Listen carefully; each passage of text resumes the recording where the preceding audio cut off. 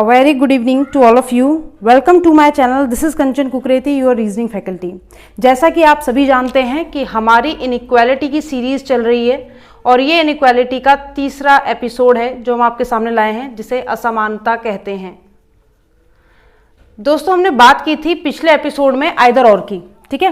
काफ़ी बच्चों का ऐसा कहना है कि मैम अभी भी थोड़ा समझ में नहीं आया या उनको प्रॉब्लम हो रही है आइदर और लगाने में, ठीक है। तो आज हम उन्हीं बच्चों के लिए बात करने वाले हैं, आइदर और पे ही डिस्कस करेंगे और कुछ क्वेश्चंस को आगे तभी बढ़ाएंगे जब आपका कंसेप्ट एक बार क्लियर हो पाएगा, ठीक है।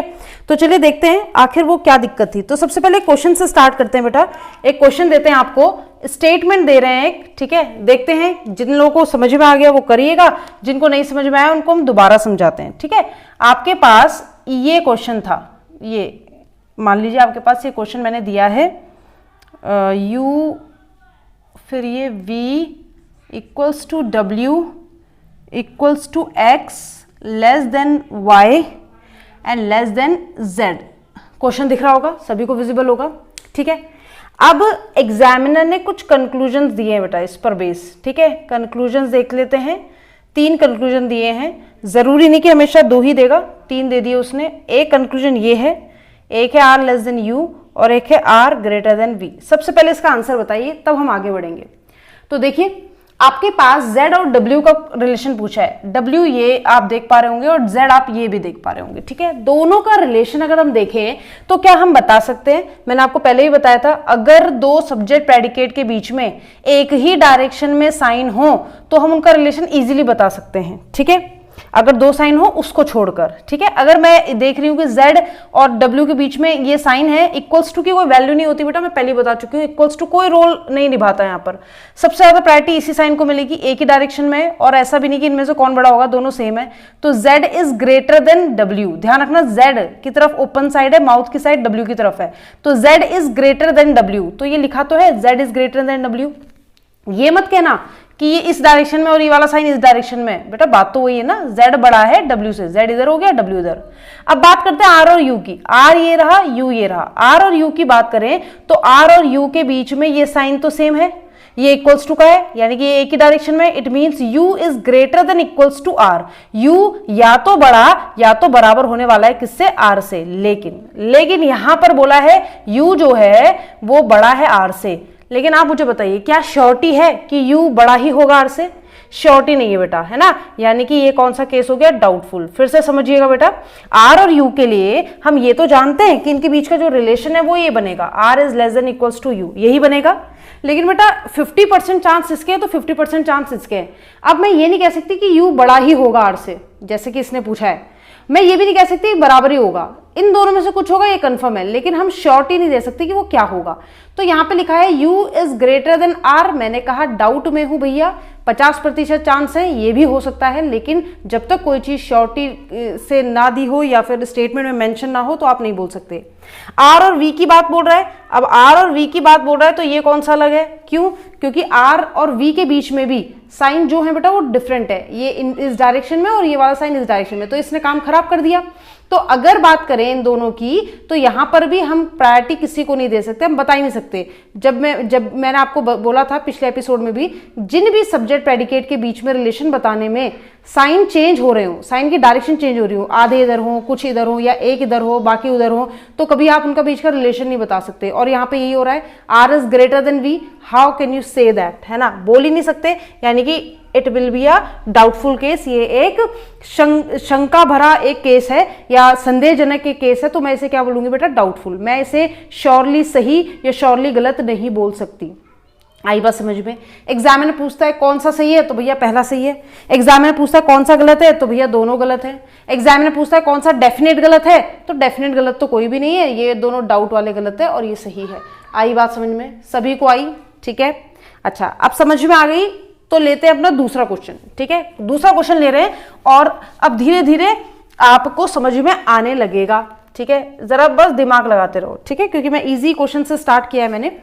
अब देखो बेटा, अब समस्या जो बच्चों को आ रही थी या क्यों आ रही थी वो बताती हूं मैंने लिखा m not equals to n greater than o less than equals to p greater than less than q। ये मैंने एक स्टेटमेंट लिखा और कंक्लूजन यानी निष्कर्ष के रूप में मैंने आपको पूछा n is greater than q और n is less than equals to q। जरा बहुत ध्यान से देखिएगा, और आपके पास मान लीजिए ऑप्शन है ओनली फर्स्ट इज ट्रू या first follow, only second is true second follow, तीसरा है मान लीजिए आइदर फर्स्ट और सेकंड फॉलोज या सेकंड ट्रू, फिर है चौथा कि बोथ आर ट्रू यानी दोनों सही है, और पांचवा है नन इज ट्रू या फिर बोल दो neither first nor second is true. समझ में आई बात? आपके पास ये 5 ऑप्शन है, you have to tick one option. कैसे टिक करेंगे? सबसे पहले इनकी शक्ल सुधारो। शक्ल सुधारने का मतलब ये जो नॉट इक्वल टू लिखा है इसको क्या बोलते हैं? अगर मैं कह रही एम एन के बराबर नहीं है तो बेटा मैं क्या बोलना चाह रही हूं? मैं कह रही हूं या तो बड़ा होगा या तो छोटा होगा, यही तो बोलना चाह रही हूं कि या तो बड़ा या तो छोटा, यानी इसका यही मतलब है। अब वो n से q का पूछ रहा है, अब जरा ध्यान से देखना, n से किसका रिलेशन पूछा जा रहा है? बेटा q का रिलेशन पूछा जा रहा है। n और q के बीच में बड़े उबड़ खाबड़ है। उबड़ खाबड़ का मतलब है रिलेशन स्टैब्लिश नहीं किया जा सकता, क्योंकि n की तरफ देखे, यहाँ पे देखे तो एक साइन इधर है, फिर एक साइन उधर है, फिर एक साइन उधर है, और इसका तो पता ही नहीं इधर है कि उधर है, कुछ पता ही नहीं चल रहा है। यानी कि n से o के लिए q के लिए रिलेशन बताना बहुत मुश्किल है। वो कह रहा है n is greater than q, हो सकता है, ऐसा नहीं है, लेकिन इनडायरेक्ट है बेटा। इनडायरेक्ट मतलब जिनके बीच में और सब्जेक्ट प्रेडिकेट आ जाते हैं, जैसे o आ गया, p आ गया, और रिलेशन चेंज हो रहे हैं, तो हम बता नहीं सकते। अगर एक ही डायरेक्शन में होते तो बता देते, इसलिए ये हमारे लिए गलत होगा। और कैसा गलत होगा? डाउटफुल। हम श्योर नहीं है, ये सही भी हो सकता है, गलत भी हो सकता है, इसलिए डाउट। फिर उसने कहा अच्छा n छोटा है q से। मैंने कहा फिर से तुम n और q के बारे में पूछ रहे हो, अगर n और q के बारे में पूछ रहे हो तो मैं कैसे बता दूं? मुझे इसमें भी क्या है? डाउट है, यानी बड़ा है, छोटा है, बराबर है, मुझे सब में डाउट है। कह रहा अच्छा, तो अब वो कह रहा है कि अगर तुम्हें दोनों में डाउट है तो मुझे ये बता दो कि अगर आप दोनों में डाउट कर रहे हो तो आंसर क्या टिक करने वाले हो? तो ज्यादातर बच्चे इसमें आंसर टिक करते हैं नाइदर फर्स्ट नॉर सेकंड। बच्चे कहते हैं मैम ये भी गलत है, ये भी गलत है, तो इसलिए हम आंसर टिक करेंगे नाइदर फर्स्ट नॉर सेकंड, ना तो पहला ना तो दूसरा, दोनों गलत है। लेकिन बेटा इसमें टिक क्या होता है? आइदर फर्स्ट और सेकंड। ऐसा क्यों कहा मैम ने? सबसे पहली चीज आइदर और के लिए सब्जेक्ट प्रेडिकेट क्या है बेटा? सेम। एन और क्यू के बीच में तो बता रहा है ना, उस एन और क्यू के बीच में जिसके बीच में हम रिलेशन स्टैब्लिश नहीं कर सकते। लेकिन अगर थोड़ा सा दिमाग लगा के सोचा जाए, एन और क्यू के बीच में इन तीन के अलावा और कोई साइन तो हो ही नहीं सकता ना। या तो कंफर्म होगा कि एन क्यू से बड़ा है, या तो कंफर्म होगा कि एन क्यू से छोटा है, और या तो एन क्यू के बराबर ही आएगा। होगा तो इन्हीं में से कुछ, लेकिन वो कुछ है क्या? इसलिए श्योरिटी नहीं है हमारे पे, इसलिए हम कह रहे हैं कि इसमें आइदर और लगेगी। अब कुछ बच्चे इस वजह से परेशान नहीं कि आइदर और लगी, कुछ बच्चे कह रहे हैं मैम आइदर और का मतलब है या तो ये या तो ये। लेकिन अगर ये है तब तो चलो सही है, लेकिन अगर आप इसको बोल रहे हो तो यानी ये दो चीजें एक साथ है? नहीं बेटा, ये खुद आइदर और है। मैंने आपको सबसे पहले एपिसोड में बताया था कि जब दो साइन मर्ज होके आते हैं तो उनके दो मीनिंग होते हैं बेटा, एक ये मीनिंग है इसका और एक मीनिंग इसका ये है। ठीक है, ये दो मीनिंग है, एक कि एन छोटा है क्यू से और एक एन बराबर है। तो आइदर और लगा तो रहे हो आप, लेकिन आप ये मत सोचना आप दो में लगा रहे हो। ये तीन साइनों में आइदर और लग रही है, साइंस में आइदर और लग रही है। एन बड़ा, एन छोटा, एन बराबर, तीनों में से एक ही चीज होगी। समझ में आई बात? तब हम आइदर और लगाते हैं। अब कुछ बच्चे कहते हैं अच्छा दो में कब लगती है, फिर तीन साइन क्यों मांगे मैम? यहाँ पर तीन साइन इसलिए मांगे बेटा क्योंकि ये इनडायरेक्ट थे, और इनडायरेक्ट में इक्वल भी लग सकता है, लेस देन भी लग सकता है, और वो ग्रेटर देन भी लग सकता है। अगर ये होता, एक ये बोल देती मैं और दूसरा ऑप्शन बोल देती ये। ध्यान से देखना, अगर मान लो यही क्वेश्चन होता, यही स्टेटमेंट होता और मैं आपसे बोलती P ग्रेटर देन Q, तो आप सही बोलते कि गलत? आप गलत बोलते। कैसा गलत बोलते आप बोलते मैम डाउट है। डाउट ही तो बोलते। क्यों? क्योंकि P और Q के बीच में आप रिलेशन नहीं स्टैब्लिश कर सकते, लेकिन इतना कंफर्म है कि P और Q के बीच में या तो P बड़ा होगा या होगा, यानी कि संदेह है इसलिए डाउट, या तो P छोटा ही तो होगा, यानी कि इसमें भी डाउट है। छोटा भी हो सकता है, बड़ा भी हो सकता है, श्योरिटी नहीं है क्योंकि 50-50 केस है दोनों का। पर क्या यहां पर मैं आइदर और लगाऊंगी बेटा? बिल्कुल लगाऊंगी, क्योंकि P और Q सेम है सब्जेक्ट प्रेडिकेट, और दोनों के बीच में दो साइन है, तो भाई या तो बड़ा ही होगा या तो छोटा ही होगा। क्या लगाऊंगी? आइदर और लगाऊंगी इसके लिए। अब कुछ बच्चे कहते हैं मैम यहाँ पे तो आपने तीन साइन में लगाई और यहाँ पे दो में क्यों लगाई? रीजन है, मैं एक्सप्लेन कर रही हूँ। रीजन क्या है? P और Q डायरेक्टली कनेक्टेड है बेटा। डायरेक्टली कनेक्टेड का मतलब है जिनके बीच में कोई भी सब्जेक्ट प्रेडिकेट नहीं आता, कुछ भी नहीं आया, बस साइन आया, और साइन साफ साफ बोल रहा है कि P या तो बड़ा या तो छोटा है किससे? Q से। या तो बड़ा या तो छोटा है Q से। तो मैंने इन दोनों में लगाई आइदर और। अगर इनडायरेक्ट होता, जैसे एन और पी है, जैसे एन और क्यू है, ये इनडायरेक्ट है बेटा, एन से पी जाओगे तो ओ का सामना करना पड़ेगा, एन से क्यू जाओगे तो ओ और पी दोनों का सामना करना पड़ेगा। तो कोई भी एक ऐसा एलिमेंट आ जाए इनके बीच में तो ये इनडायरेक्ट हो जाते हैं। तो इनडायरेक्ट चीजों के लिए जब भी आइदर और लगती है तो 3 साइन चाहिए होते हैं। शर्त ये है कि उनके बीच में साइन की डायरेक्शन एक जैसी ना हो। समझ में आई बात? ये बहुत सिंपल सी बात समझाई है मैंने। अब जैसे मैंने ये लिखा था, स्टेटमेंट तो ये था ना, स्टेटमेंट तो यही था, और इस साइन को मैंने क्या बना दिया, ये बना दिया। तो ये भी तो वही है बेटा, P is greater and less than Q। इसका मतलब ये P is not equal to बोला होगा उसने, यानी ये इसके बराबर नहीं है, तभी तो बड़ा या छोटा है, इसीलिए 2 में लग गई। ठीक है, समझ में आ रही है बात? उसी तरीके से अगर मान लो एक कंक्लूजन होता O is less than P और दूसरा कंक्लूजन होता O is equal to P, मान लो ये होता, तो O और P डायरेक्टली कनेक्टेड है कि नहीं है? बिल्कुल डायरेक्टली कनेक्टेड है। कह रहा O P से छोटा है, मैंने कहा हाँ हो सकता है, डाउट है। मैंने कहा O P के बराबर है, हाँ हो सकता है, डाउट है। दोनों डाउटफुल केस है, दोनों डाउटफुल केस है। क्या लगेगी आइदर और? बिल्कुल लगेगी। क्यों? सब्जेक्ट प्रेडिकेट सेम है मैम, डायरेक्टली कनेक्टेड है, तो 2 साइन में काम चल जाएगा। वो 2 साइन जो उनके बीच में प्रेजेंट हो, ऐसे नहीं कहीं से भी उठा के ला गए, ठीक है, वो 2 साइन। उसी तरह से M और N में भी लग जाएगी, 2 साइन में, एक ग्रेटर एक लेस देन में, इक्वल की जरूरत नहीं पड़ेगी। आशा है बात समझ में आई होगी, है ना? अब आइदर और समझने में मुझे नहीं लगता दिक्कत है, आपको पता चल गया कब 2 में लगती है, कब 3 में लगती है, इससे ज्यादा में नहीं लगती। ठीक है, 2 और 3 में, मिनिमम 2 चाहिए, मैक्सिमम 3 में लग जाती है, उसके अलावा नहीं लगती। ठीक है, अगर क्लियर है तो जरा अब एक क्वेश्चन का आंसर दो। ठीक है, इसी स्टेटमेंट में मैं एक क्वेश्चन और पूछ रही हूं। मान लो आपको एक स्टेटमेंट दिया होता बेटा, n greater than less than equals to q। अब क्या करते हैं? मान लो ये कंक्लूजन दिया है, स्टेटमेंट यही है, सेम यही स्टेटमेंट है, और मैंने आपको कंक्लूजन दिया है n इज ग्रेटर देन और लेस देन और इक्वल्स टू q। अब ये सही है गलत है? कुछ बच्चे बहुत परेशान है, कह रहे मैम ये गलत है। मैंने कहा कैसा गलत? कह रहे मैम डाउट है। हाँ बिल्कुल, कहना तो चाहिए उन्हें। क्यों? क्योंकि मैम ये कह रहा है या तो ये बड़ा है, या तो ये छोटा है, या तो ये बराबर है। लेकिन बेटा ये क्या है? सही है, यानी आप आंसर टिक करोगे, ओनली फर्स्ट इज ट्रू। क्यों करोगे ऐसा अगर ऐसा ऑप्शन होता? ऐसा इसलिए बेटा क्योंकि वो इस बात से, ये तीनों साइन ला गया ना एक साथ, तो कह रहा है या तो ये बात सच है, या फिर ये बात सच है, और या फिर ये बात सच है, और इससे तो मैं मुकर ही नहीं सकती। इन तीनों में से एक बात तो सच है ही, कंफर्म है, या तो बड़ा, या तो छोटा, या तो बराबर। इसलिए इसको सही माना जाता है। कभी भी इसको गलत मत कर देना। ये मत कहना कि मैम अभी तक तो जब 2 एक साथ आ रहे थे तो आप कह रहे थे डाउट है, क्योंकि बेटा डाउट इसलिए क्योंकि 2 ही साइन ला रहा था, है ना।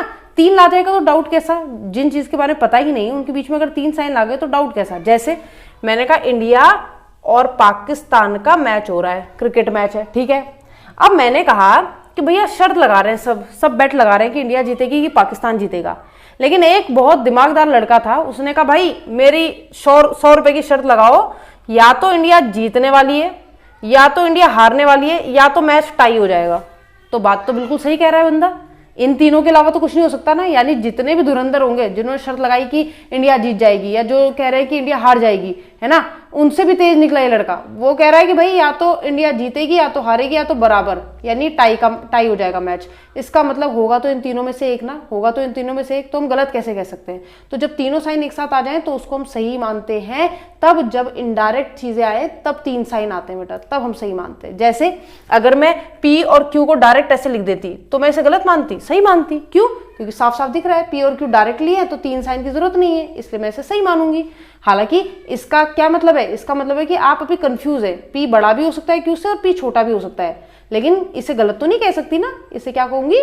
सही कहूंगी। समझ में आई बात? अगर बात समझ में आ गई है तो चलिए बढ़ते हैं एक और क्वेश्चन की तरफ। ठीक है, देखते हैं उसे कौन करता है। अगर ये समझ में आ गया बेटा तो वही बच्चा इसे कर पाएगा जिसको इतनी बात समझ में आ गई है। ठीक है, चलो एक क्वेश्चन लिख रहे हैं, ध्यान से देखना और अच्छे से करना, अच्छे से थोड़ा। m equal to s equal to o less not equals to p not equals to q equals to r equals to I, and the conclusions are, first one is O is greater than I, second one is M is less than equals to Q। ठीक, आपके पास ये रहा question. ठीक है, करिए इसे। आशा है question कर लिया होगा, और काफी आशा ये है कि गलत ही किया होगा, है ना। कुछ बच्चों ने करा होगा, दिमाग लगा के किया होगा तो सही है, ठीक है। आपके पास मान लीजिए बेटा ऑप्शन वही है, वही 5 ऑप्शन मैं आपके लिए रख रही हूँ। पहला ओनली फर्स्ट फॉलोज या only first is true, second only second is true, फिर है आइदर फर्स्ट और सेकंड इज ट्रू, उसके बाद है third neither first nor second, या फिर आप बोल सकते हो कि बोथ आर फॉल्स, और एक लास्ट है आपके पास जिसमें लिखा है मैंने बोथ फॉलोज, दोनों के दोनों क्या है, सही हैं, ठीक है। आपके पास ये 5 ऑप्शन है, आपको एक मार्क करना है एज अ आंसर। अब जरा देखो, अब है क्या, बच्चे ने पहले ही आइदर और हटा दिया, ऑप्शन से ही हटा दिया। मैंने कहा क्यों, कह रहे मैम आइदर और तो तब लगती है जब सब्जेक्ट प्रेडिकेट सेम होता है, आप ही ने बताया था, और मैम यहाँ पे ओ और आई है, यहाँ पे एम और क्यू है, ठीक है। कुछ लोग जो दिमाग से काम करेंगे वो थोड़ा सोचेंगे कि भाई इसमें क्यों मैम ने ऐसा क्वेश्चन दिया। अब देखना जरा बेटा, अब ये जो तीनों क्वांटिटीज हैं एम एस और ओ, वो बराबर हैं कि नहीं है, बिल्कुल। और क्यू आर और आई ये बराबर हैं कि नहीं है, बिल्कुल है। यानी कि एम एस के बराबर है, एस ओ के, ओ एम के, ये आपस में बराबर ही तो है। अगर इसकी वैल्यू 30 है तो इसकी भी 30, इसकी भी 30, बिल्कुल बहुत सिंपल बात है। अगर क्यू की वैल्यू 70 है तो इसकी भी 70, इसकी भी 70, और है क्या वैल्यू हमें नहीं पता, लेकिन हमें इतना पता है ये क्वांटिटी एक ही है, वो क्वांटिटी एक ही है कि नहीं, बिल्कुल। अब अगर मैं m को यहां लिख दूं, s को यहां लिख दूं, कोई फर्क पड़ेगा, बिल्कुल नहीं। मैं 30 इक्वल टू 30 इक्वल टू 30, इस 30 को इधर ले आओ, उस 30 को उधर ले आओ, कोई फर्क ही, कोई वो ही नहीं है, कोई फर्क ही नहीं पड़ेगा। अब मेरा मुद्दा क्या है, मेरा मेन मुद्दा क्या है ये समझना। मेरा मेन मुद्दा ये है कि ये जो है इन साइन की मैं थोड़ी शक्ल चेंज करना चाहती हूँ, मैं शक्ल यहां पर चेंज कर रही हूँ। मैंने कहा m equal to S equal to O greater than less than p greater than less than q equals to r equals to i। आप सभी सहमत होंगे मेरी इस बात से, है ना, इस बात से सभी सहमत होंगे, और होना भी चाहिए। क्यों, क्योंकि मैंने किया क्या, मैंने बस इक्वल टू, वो कहता और p बराबर नहीं है, p और q बराबर नहीं है, बराबर नहीं है तो बड़े और छोटे तो होंगे बेटा, और कुछ तो हो नहीं सकता, यही स्टेटमेंट था, है ना। अब जरा देखो, अब उसने o से i का रिलेशन पूछा, ये रहा o, ये रहा i, ठीक है, बहुत ध्यान से समझना, बहुत इंपॉर्टेंट है ये। अब o और i के बीच का अगर रिलेशन कोई मुझसे बोले कि भाई बताओ भाई क्या रिलेशन है, तो क्या मैं बता सकती हूँ, गड़बड़ है ना। गड़बड़ क्यों है, क्योंकि मैम इक्वल से तो कह रहा मैं फर्क पड़ता नहीं, लेकिन मैम ये जो साइन है ये नहीं बता पा रहा कि डायरेक्शन इस तरफ है कि इस तरफ है। तो अगर o और i की बात करें तो हम रिलेशन बताएंगे कैसे मैम, ये तो इनडायरेक्ट है, ये कैसा है, इनडायरेक्ट है मैम, और इनडायरेक्ट का रिलेशन हम नहीं बता सकते। इसका मतलब ओ और आई के बीच में जो भी पूछ रहा है वो डाउटफुल है। जिन लोगों को नहीं समझ में आया है, जिन लोगों ने सेकंड वाला एपिसोड मिस किया है जिसमें मैंने आइदर और समझाई थी, उनके लिए मैं दोबारा समझा दूंगी, चिंता मत करो। अब बात करते हैं एम और क्यू की। जब एम और क्यू की बात करिए तो ये रहा एम और ये रहा क्यू। अब एम और क्यू के बीच में देखें तो यहां भी इक्वल्स था, लेकिन यहां गड़बड़ हो गई, साइन इस डायरेक्शन में कि इस डायरेक्शन में श्योर ही नहीं है, श्योर नहीं है तो इनके बीच का रिलेशन नहीं बता सकते, ये भी क्या हो गया, डाउटफुल। अब बच्चा कहता है मैम डाउट तो हो गया, लेकिन सब्जेक्ट प्रेडिकेट कहाँ सेम है, अगर सब्जेक्ट प्रेडिकेट सेम होते तो आइदर और तो तब लगती ना, इसीलिए हमने आइदर और नहीं लगाई। लेकिन बच्चे अगर मैं आपसे बोलूं कि बेटा इसमें आइदर और लग रही है, तो अगर मैं आपसे बोलूं आइदर और लग रही है तो ये कोई वो नहीं होगा कि अचंबा नहीं होगा इसमें क्यों लगेगी। देखना बेटा, m किसके बराबर है, s के, s किसके बराबर है, o के, यही तो है। यानी m की जगह s लिखो, चाहे s की जगह o लिखो, o की जगह m लिखो, बात तो वही है। यानी इस o की जगह क्या मैं m लिख सकती हूँ, बिल्कुल लिख सकती हूँ। अगर इसकी वैल्यू 30 है, इसकी भी 30 होगी, इसकी भी 30 होगी, ये वैल्यू क्योंकि तीनों बराबर है, स्टेटमेंट कह रहा है। तो बेटा o को बोलो चाहे m को बोलो, बात तो आप एक ही आदमी की कर रहे हो, है ना, यानी वैल्यू तो एक ही है, एक ही वैल्यू का कंपैरिजन कर रहे हो। तो अगर मैं इस o को m लिख दूं कोई दिक्कत नहीं, या फिर मैं इस m को, इस o को o रखूं, इस m को o लिख दूं तो कोई दिक्कत, कोई भी दिक्कत नहीं है, कोई दिक्कत ही नहीं है, कोई परेशानी नहीं है। इस i की बात करें तो i, q और r बराबर है। अब इस i को q लिख दो या r लिख दो, या इस q को i लिख दो, एक ही बात है। यानी मैं अगर इस i को q लिख दूं और ये तो q है ही, तो मेरे सब्जेक्ट प्रेडिकेट क्या सेम नहीं बने, क्या मैंने इनका रूप नहीं चेंज कर दिया, ये भेज बदल कर आए थे बेटा, ऐसा एग्जामिनर करेगा आपके साथ। तो मैंने देखा o और q हो गए, दोनों डाउटफुल भी है और दोनों के बीच में तीनों साइन आ गए, ओ बड़ा भी हो सकता है, छोटा भी और बराबर भी। हाँ, तब तो क्या लगनी चाहिए, तब तो आइदर और लगनी ही चाहिए, तब तो बिल्कुल आइदर और लगनी चाहिए। पर काश हमें ये थोड़ा और समझा दिया जाता तो मज़ा ही आ जाता, है ना। बिल्कुल मैं आपको समझाऊंगी, बिल्कुल समझाऊंगी, अभी समझाऊंगी, इसी वक्त समझाऊंगी। तो देखो मैं आपको क्या समझाने वाली हूँ, ज़रा देखना, ध्यान से देखना। अब इतना समझ में आ गया तो ज़रा देखना मैं आपको क्या समझाने वाली हूँ। आपके पास था क्या, देखो बेटा, आपके पास ये जो रिलेशन था जो आपने लिखा m equals to s equals to o greater than less than p greater than less than q equals to r equals to i, मैं किसी को नहीं देख रही, मैं सिर्फ इन तीनों को देख रही। अगर ये तीन की बात समझ में आ गई तो इक्वल तो खैर कोई रोल ही नहीं निभाता।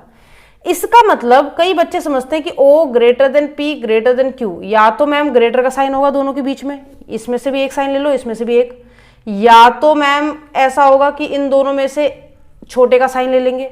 लेकिन बेटा बच्चे सोचते सिर्फ यही साइन हो सकता है, या तो बड़े का है तो छोटे का। अरे भैया मिक्सअप भी तो हो सकता है, o और p में बड़े का साइन और p और q में छोटे का साइन, या फिर o और p में छोटे का साइन और p और q में बड़े का साइन। नहीं हो सकता? बिल्कुल हो सकता है। और इसी की वजह से दिक्कत आती है, इसी की वजह से बच्चे सोचते हैं इनके बीच में इक्वल कैसे हो सकता है मैम, लेकिन हो सकता है बेटा, तीन साइन लगते हैं, दो नहीं लगते। अब देखना, अगर कोई बच्चा सिर्फ इसके बेस में बताए तो उसके हिसाब से तो o is greater than q आना चाहिए। जो बच्चा इसके बेस पे बताए तो उसके हिसाब से तो o is less than q आना चाहिए। और बच्चा सोचता है बस यही तो है, आइदर और भी इन्हीं में लगनी चाहिए। इक्वल कहाँ से आ गया बीच में? इनके बीच में आप इक्वल कैसे ला सकते हो मैम? चाहे मैं m को यहाँ रखूँ, मैं o की बात नहीं कर रही हूँ बेटा, मैं o की बात कर रही हूँ, इसका मतलब मैं s की भी कर रही हूँ, मैं m की भी कर रही हूँ, मैं q की बात कर रही हूँ तो मैं r की भी कर रही हूँ और i की भी कर रही हूँ, क्योंकि तीनों क्वांटिटी बराबर है। ठीक है, अब इस बच्चे से अगर पूछा जाए तो o और q के बीच में रिलेशन बता सकता है? कभी नहीं। क्यों? क्योंकि साइन चेंज हो रहे हैं। इनमें बता सकता है? नहीं। क्यों? क्योंकि साइन चेंज हो रहे हैं। इसका मतलब कुछ भी हो सकता है, लेकिन बच्चा कहता है नहीं यही दोनों हो सकता है, बाकी कुछ नहीं हो सकता। मैं प्रूफ करके दिखाती हूँ। o की वैल्यू मान लो 6 है, मान लो 6 है। o बड़ा है p से, मान लो इसकी वैल्यू 5 है, मान लो इसकी वैल्यू 5 है। o अगर p से बड़ा है तो o की वैल्यू अगर मैंने 6 मानी तो p की वैल्यू 5 मान लो, 4 मान लो, 3 मान लो, 2 मान लो, तुम्हारी मर्जी, 0 मान लो, कुछ भी मान लो, लेकिन 6 से कम। अब q कह रहा है कि भाई मेरा तुमसे ये रिलेशन है कि मैं तुमसे बड़ा हूं।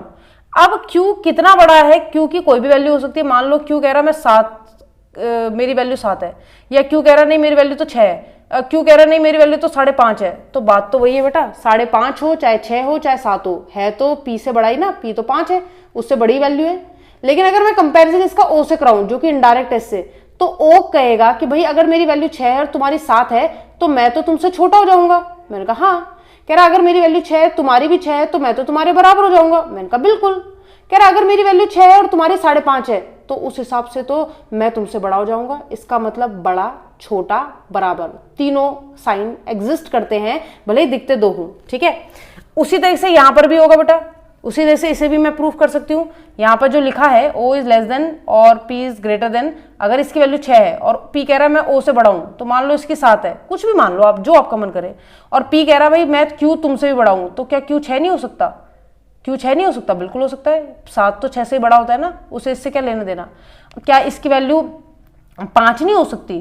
क्या इसकी वैल्यू 4.5 नहीं हो सकती? कुछ भी हो सकती है, कुछ भी हो सकती है। फिर अगर मैं कंपैरिजन कराने में आऊं या मैं इन दोनों का कंपैरिजन कराऊं, या इसकी वैल्यू 6.5 भी तो हो सकती है, कुछ भी हो सकती है। अगर मैं कंपैरिजन कराने में आऊं तो ये बराबर भी हो सकता है, ये o इससे बड़ा भी हो सकता है और ये o इससे छोटा भी हो सकता है। यानी इस पे डिपेंड करता है वैल्यू क्या है, और जो कि हमें नहीं पता होती। ठीक है, इसलिए तीनों साइन लगते हैं। जब इनडायरेक्ट चीज होती है और साइन का पता ना हो बेटा, तो आपके तीनों साइन लगते हैं। बच्चे सोचते हैं कि मैम जब ऐसा साइन आता है तो आप बोलते हो यही मान लो, ये सही होगा। बेटा डायरेक्शन एक ही है ना, दिक्कत इसलिए नहीं होती। लेकिन यहाँ पे क्या है, डायरेक्शन पता ही नहीं हमें, आधे उधर है आधे उधर है, और है कौन से क्या पता ही नहीं है, इसलिए यहाँ पर आइदर लगती है। ठीक है, चलिए, आशा है आप लोगों को ये बात समझ में आई होगी, और अगर ये बात समझ में आई है तो ज़रा एक होमवर्क लिख लो। ठीक है, एक छोटा सा क्वेश्चन लिख लो, और होमवर्क क्या उसे मैं अभी खैर बता भी सकती हूँ, बता ही देती हूँ। होमवर्क क्या लिखना बता ही देते हैं। एक क्वेश्चन मैं आपको बता रही हूँ, ज़रा देखना क्या है वो क्वेश्चन। देखो, स्टेटमेंट है a is equals to not equals to b, e equals to i greater than o less than u, and conclusions are first is f is less than g and second one is f is greater than equals to g। ठीक है, इस question को देखो जरा, देखो, चलो आज ही करा देते हैं इसको। आप देखो जरा, देखो क्वेश्चन देखो आराम से। अब कुछ बच्चे कह रहे हैं अरे मैम गलत गलत गलत, उम्र हो गई आपकी, गलत गलत नोट कर दिया आपने, एफ और जी की बात कर रहे हो, एफ और जी जो कि हमें कहीं दिखाई नहीं दे रहा है। हाँ, ये बात तो सही बोली भाई, एफ और जी दिखाई तो दे नहीं रहा है। अब बच्चा क्या करता है, जब उससे ये पूछे जाते हैं तो कहता है भाई ये तो गलत है, और होते हैं भी गलत, पर बच्चा कहता है गलत है। क्यों? क्योंकि एफ भी नहीं है जी भी नहीं है। अब उसके बारे में पूछो जो है ही नहीं, तो हम गलती तो बोलेंगे मैम, हमें क्या पता, हम तो गलती बोल रहे हैं। लेकिन बेटा क्या आप ये बता सकते हो कि यह गलत, डेफिनेट गलत है या डाउट वाला गलत है? क्या आप बता सकते हैं मुझे कि ये जो आप गलत कर रहे हैं बेटा, ये डेफिनेट गलत है या डाउट वाला गलत है? बताइए, अगर आप मुझे बता सकते हैं तो ज़रा बताइए कि कैसा गलत है, ये डेफिनेट गलत है या डाउट वाला गलत है? तो बिल्कुल ये डाउट वाला गलत है, ये डाउट वाला गलत है। अब बच्चा कहता है मैम डाउट कैसा, जो दिख ही नहीं रहा है वो तो गलत ही होगा कंफर्म? नहीं बेटा, ये डाउट वाला गलत है। अब यहां पर डाउट तो हो गया, आंसर क्या टिक करेंगे वो भी बताऊंगी, ठीक है? नाइदर नॉर मत टिक कर देना कि ना तो ये ना तो ये, इसमें आइदर और टिक होती है। अब देखो कैसे, बहुत अच्छे से समझना। मान लो मैंने कहा ये कंचन मैम के चाचा जी हैं और ये कंचन मैम के भाई हैं, और इनकी हाइट का कंपैरिजन करा रहे हैं हम लोग क्या करा रहे हैं, इनकी हाइट का कंपैरिजन करा रहे हैं, ठीक है? अब हाइट का कंपैरिजन करा रहे हैं दो लोगों का, एक है कंचन मैम के चाचा जी, एक है कंचन मैम के भाई। अब कंचन मैम को ही नहीं देखा, उनके चाचा और भाई की तो बात ही क्या करें, है ना? अब कंचन मैम को नहीं देखा, उनके चाचा को नहीं देखा, उनके भाई को नहीं देखा, कुछ लोगों ने मुझे देखा भी है, कोई दिक्कत नहीं है उसमें, तो वो चाचा और भाई की बात कर रहे हैं कंचन मैम के। अब मैंने कहा इनकी हाइट में कंपैरिजन हो रहा है। अब कोई आपसे पूछता है, बोलता है भाई एक बात बताओ, जो कंचन मैम के चाचा जी हैं वो कंचन मैम के भाई से बड़े हैं क्या, लंबे हैं क्या हाइट में? अगर ऐसा पूछ लिया तो क्या बोलोगे? गलत। गलत कैसा वाला? डाउट है भाई। हमने कंचन मैम के भाई को भी नहीं देखा और ना चाचा को देखा, तो कैसे बता दें कि चाचा लंबे हैं या भाई लंबा है? फिर एक और क्वेश्चन पूछा, मैंने कहा भाई जो कंचन मैम के चाचा जी हैं वो उनके भाई से छोटे हैं हाइट में, तो ये भी नहीं बता सकते, ये भी क्या हो जाएगा? डाउटफुल। बहुत सिंपल सी बात है, कैसे बता दे भाई, हमें क्या पता, हमने देखे ही नहीं दोनों बंदे। और एक क्वेश्चन मैंने पूछ लिया कि कंचन मैम के चाचा जी और कंचन मैम के भाई दोनों बराबर हैं, तो ये भी क्या हो जाएगा बेटा? ये भी डाउटफुल कंडीशन है। बिल्कुल, इसमें सोचना क्या। क्यों डाउटफुल बोल रही है मैम? क्योंकि मैम आपके चाचा और भाई को हमने कभी नहीं देखा। लेकिन बेटा अगर ये बंदे इस दुनिया में एग्जिस्ट करते हैं, ये कोई भी दो सब्जेक्ट प्रेडिकेट कुछ भी ले लो, तो बेटा जब भी आप इनसे मिलोगे तो इन तीनों में से एक रिजल्ट तो निकलेगा ही ना। यानी कि या तो मेरे चाचा जी की हाइट बड़ी होगी मेरे भाई से, या तो मेरे चाचा जी की हाइट मेरे भाई से छोटी होगी, या तो मेरे चाचा जी और मेरे भाई की हाइट दोनों बराबर होंगी। यही तो होगा, इसके अलावा तो कुछ नहीं हो सकता ना। Same thing is with them, इनके साथ भी सेम वही है। क्या? एफ और जी, जिन्हें हमने स्टेटमेंट में देखा ही नहीं, जिनकी तो बात ही नहीं हुई, उनको लेके एग्जामिनर ने तीनों साइन दे दिए। वो चीज जो यहाँ मौजूद ही नहीं है बेटा, उसको लेके 3 साइन दे दिए। कहा एफ जो है वो छोटा है जी से, एफ जो है वो बड़ा है जी से, एफ जो है बराबर है जी के। मैंने कहा भाई डाउट है, क्योंकि हमें दे नहीं रखा, और जब देंगे नहीं, जब सबूत ही नहीं होगा, जब स्टेटमेंट नहीं होगा, तो प्रूफ कैसे करें? लेकिन इनमें क्या लगेगी? आइदर फर्स्ट और सेकंड। क्यों लगेगी ऐसी? क्योंकि भैया होगा तो इनमें से ही कुछ ना। याद नहीं कि या तो एफ छोटा ही होगा या तो बड़ा ही होगा, तो बराबर ही होगा, इनके अलावा तो कुछ नहीं हो सकता। हाँ, अगर कोई भी 2 साइन होते, मान लो 3 ना होके 2 साइन होते, तब आइदर और नहीं लगती, तब नाइदर नॉर लगती। क्यों? क्योंकि ये भी हो सकता है, ये भी हो सकता है, लेकिन बराबर कहाँ फेंक दिया आपने? बराबर भी तो हो सकता है। यानी अगर मैं सिर्फ बोलूं कि मेरे चाचा जी या तो बड़े या तो छोटे, और मैं कहूं कि आप ऐसा श्योर कैसे कह रहे हो, बराबर भी तो हो सकते हैं, तो फिर इसलिए गलत हो जाता है। तो 2 साइन नहीं 3 साइन चाहिए होते हैं, जिनके बारे में पता नहीं होता, ठीक है? तो बड़ा भी हो सकता है, छोटा भी हो सकता है, और बराबर भी हो सकता है। कोई फर्क नहीं पड़ता वो सब्जेक्ट प्रेडिकेट यहाँ मौजूद है या नहीं है। अब इसका ही एक और रूप देख लो, ठीक है? इसका ही एक और रूप देख लो। मान लो कि एग्जामिनर क्या करता, एग्जामिनर आपको ऑप्शन देता है ऐसे, ध्यान से देखना, A is greater than F और A is less than equal to F. अब बताओ क्या इधर और लगेगी? क्या इधर और लगेगी? हाँ बिल्कुल लगेगी। क्यों? क्योंकि मैम ए को तो हम देख पा रहे हैं, एक बंदा तो हमें दिख रहा है, लेकिन दूसरा बंदा मिसिंग है। लेकिन जब भी वो दूसरा बंदा आएगा तो ए का रिलेशन एफ से या तो छोटे का होगा, या तो बड़े का होगा, या तो बराबर का होगा। और तीनों रिलेशन आ रहे हैं, या तो ए बड़ा, या तो ए छोटा, या तो ए बराबर। समझ में आ रही है मेरी बात, है ना? तब भी क्या लगेगी बेटा? तब भी आइदर और ही लगाएंगे मैम, तब भी आइदर और ही लगेगी। सिंपल बात, ठीक है? आशा है आपको समझ में आया होगा। और अगर आपको समझ में आया है तो नीचे कमेंट बॉक्स का यूज़ कीजिए और बताइए कि मैम समझ में आ रहा है कि नहीं आ रहा है, ठीक है? अगली एपिसोड में मुलाकात होगी अब आगे, क्योंकि उस दिन हम कोडेड थोड़ा करने वाले हैं, थोड़े ब्रांच फॉर्म के क्वेश्चंस भी करेंगे। इनइक्वालिटी ब्रांच फॉर्म में कैसे होती है, कैसे, अभी तो एग्जाम ने स्टेटमेंट एक दे रहा है, अब क्या करेगा, एक स्टेटमेंट देगा, then semicolon, then another statement, then semicolon, फिर उसको आपको मर्ज करना पड़ेगा। You have to merge that statements, ठीक है? और तब आपको एक एक करके कंक्लूजन निकालने होंगे, ठीक है? उसके बारे में बात करेंगे। कंसेप्ट वही रहेगा बेटा, बस तरीके चेंज हो जाएंगे क्वेश्चन देने के एग्जामिनर के। तो जिस तरीके से क्वेश्चन देगा उसी तरीके से हम डील भी करने वाले हैं, ठीक है? तब तक के लिए अच्छे रहिए, हंसते रहिए, मुस्कुराते रहिए, और ऐसा नहीं बोलूंगी कि कपिल शर्मा देखते रहिए, लेकिन हाँ पढ़ते रहिए मेरे साथ। मैं कंचन गुरुरती, आपकी रीजनिंग फैकल्टी, अगले एपिसोड में मिलूंगी। Bye bye. आपको एक क्वेश्चन देते हुए जा रहे हैं, जाते जाते आपको एक क्वेश्चन देते जा रहे हैं, ये होमवर्क है आपका, इसको जरूर कीजिएगा। और हाँ ये बता दूं मैं कि इसमें स्टेटमेंट जो है वो ब्रांच फॉर्म में है बेटा। एक स्टेटमेंट देन सेमीकोलन, देन दूसरी स्टेटमेंट, फिर स्टेटमेंट, फिर सेमीकोलन, इन दोनों को आपको मर्ज करना होगा, फिर इसका आंसर निकालना होगा, उसको मर्ज करना होगा, फिर आंसर निकालना होगा। जरूरी नहीं कि हमेशा ही मर्ज करना हो, लेकिन कैसे करेंगे अगला एपिसोड इसी पर होगा, ठीक है। तो जब तक के लिए ये होमवर्क अपना जरूर नोट कर लीजिए और कमेंट बॉक्स में जरूर इसका आंसर दीजिएगा। नेक्स्ट एपिसोड में हम इसके सॉल्यूशन की बात करेंगे।